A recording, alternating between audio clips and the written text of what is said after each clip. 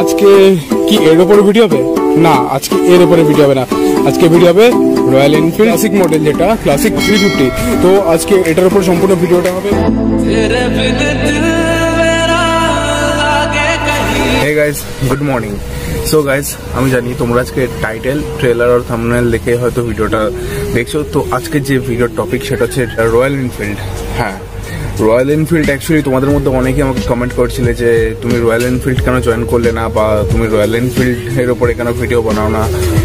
আর সব থেকে বড় যে কোয়েশ্চেনটা আমার কাছে ছিল সেটা হচ্ছে why you not choose Royal Enfield. Royal Enfield একটা ব্র্যান্ড, যেরকম সব রকমই ব্র্যান্ড হয়ে থাকে ঠিক সেরকমই একটা প্রিমিয়াম ব্র্যান্ডের মধ্যে রয়্যাল এনফিল্ড একটা ব্র্যান্ড।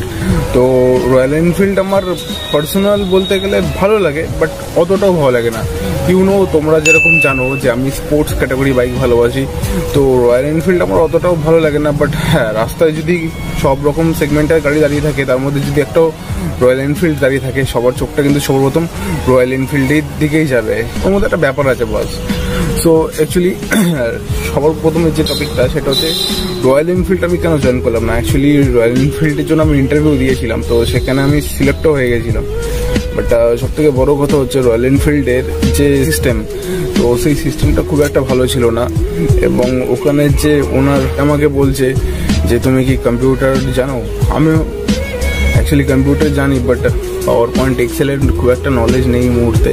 তো আবার দেখলে জেনে যাব। আর আমার সাথে আরও একজন কলিগ, সেও ইন্টারভিউ দিয়েছিল, বাট তার আবার কম্পিউটার বেসিক নলেজ রয়েছে, বাট তার সেলস এক্সপিরিয়েন্স নেই।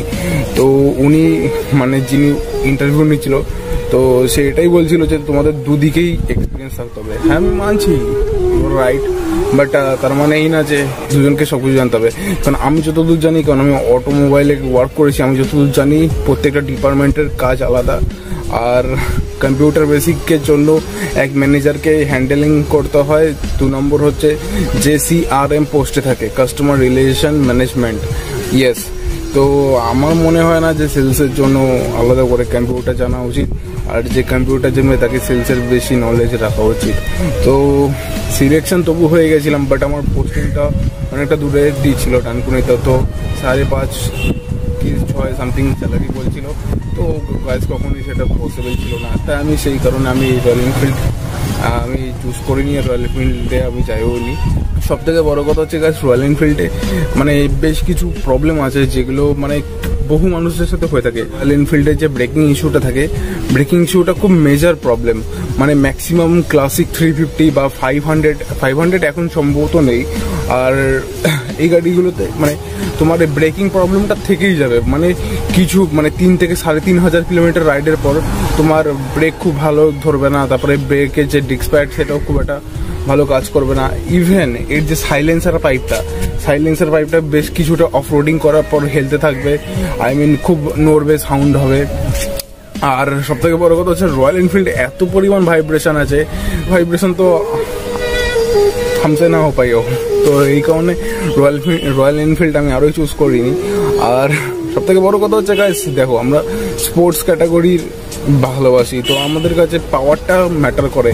আর রয়্যাল এনফিল্ডটা আমি মনে করি যে একটা 350 সিসির গাড়িতে 2.8 lakhs দিয়ে কখনই পারচেস করাটা আমার মনে হয় যে সেটা খুব একটা মানে ভালো চয়েস।